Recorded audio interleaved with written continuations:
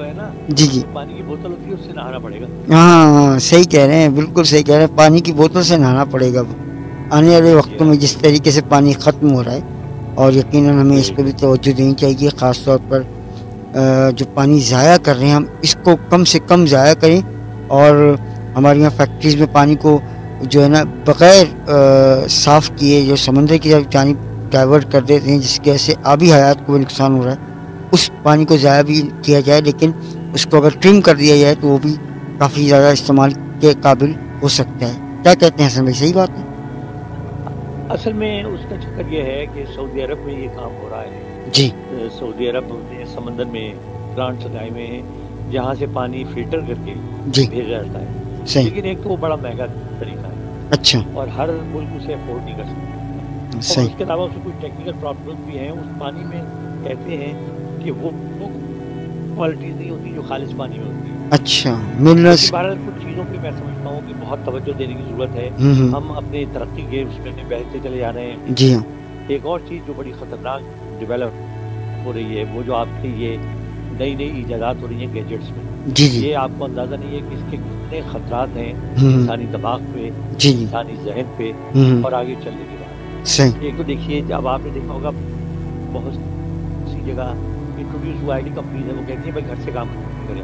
جی جی ٹھیک ہے نا, جی کمپیوٹر پہ آپ گھر سے کام کریں, آپ کی سروس ہم لے لیتے ہیں. صحیح. لیکن ایک وقت وہ آئے گا جب یہ زیادہ کام مشینیں کریں گی. صحیح. میں ہمیشہ لوگوں کو سناتا ہوں, میں نے آپ کو پہلے بتایا کہ میں نے بہت کتابیں پڑھی. کرشن چندر کا ایک ناول تھا جو تھا تو بچوں کے لیے لیکن بڑوں میں بھی بہت مقبول تھا. اچھا. اس کا نام تھا الٹا درخت. اچھا. تو کرشن وہ کہانی تھی ایک بیٹے کی اور ماں کی جی جو ایک چھوٹی سی جگہ پہ رہتی تھی, بہت چھوٹی سی جھوپڑی تھی, ان کی بڑے غریب لوگ تھے. تو ایک دن کیا ہوا کہ زبردست طوفان آیا رات کو, رات بھر بجلی چمکتی رہی, بادل گرجتے رہے. صحیح. صبح جب لڑکا اٹھا تو وہ سب سے پہلے باہر گیا عادت کے مطابق. صحیح. تو اس نے اپنی ماں کو آواز دی. تو ماں جب آئی تو اس نے دیکھا, اس نے لڑکے نے دکھایا رات بجلی گرنے سے اس کی جھوپڑی سے چند گز کے فاصلے پر ایک گڑھا ہو گیا. اوہو, بہت بڑا گڑھا. صحیح. اور اس گڑھے میں اس کو جو سب سے حیرتناک بات نظر آ رہی تھی وہ تھی کہ ایک درخت تھا جو الٹا زمین کے اندر جا رہا تھا. صحیح. تو وہ بڑے حیران ہوئے. تو بیٹے نے کہا کہ میں جا کے دیکھتا ہوں درخت کے پیچھے کیا ہے. ماں اسے منع کرتی رہی لیکن وہ نہیں مانا, اتر گیا. صحیح. اچھا وہ کئی اترتا وہ ختم ہی نہیں ہو رہا درخت. پھر آخر بڑی عرصے بڑی دیر کے بعد کئی گھنٹے ٹریول کرنے کے بعد یعنی اترنے کے بعد وہ اچانک ایک جگہ پہنچا. وہ حیران ہوا کہ وہ ایک شہر کے بیچ میں کھڑا ہوا ہے. اچھا. اور اس شہر میں جناب گاڑیاں بھی چل رہی ہیں بڑی ماڈرن, بڑی جناب زبردست عمارتیں ہیں, دکانیں ہیں, لیکن بندہ کوئی نہیں. اچھا. ایک بندہ وہاں نظر نہیں آ رہا. صحیح.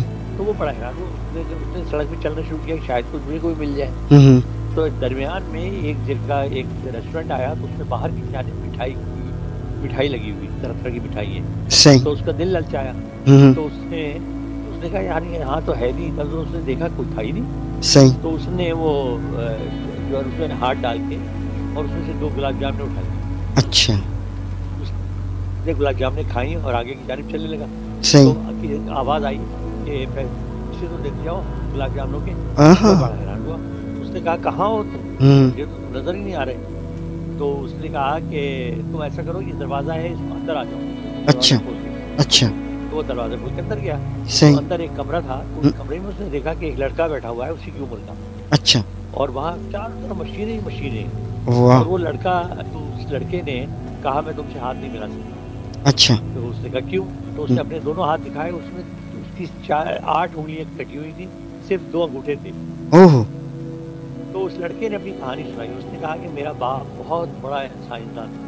اچھا. تو اس نے کہا کہ ہمیں محتاجی کرنی پڑتی ہے, لوگوں کو تلاش کرنا پڑتا ہے, انہیں ٹریننگ دینی پڑتی ہے, ہم کیوں نہ مشینیں بنائیں. اچھا. تو اس نے مشینیں بنانی شروع کی. وہ مشینیں اس کی اتنی پاپولر ہوئی کہ سب نے خریدنی شروع کی. لیکن ان مشینوں کا نتیجہ یہ ہوا کہ لوگ بے روزگار ہونا شروع ہوئے. جب بے روزگار ہوئے تو بہت سے لوگوں نے خودکشی کر لی, بہت سے یہاں سے بھاگ گئے. آہستہ آہستہ یہ شہر بالکل خالی ہو گیا. صرف اس کا باپ اور یہ رہ گئے دونوں. اچھا.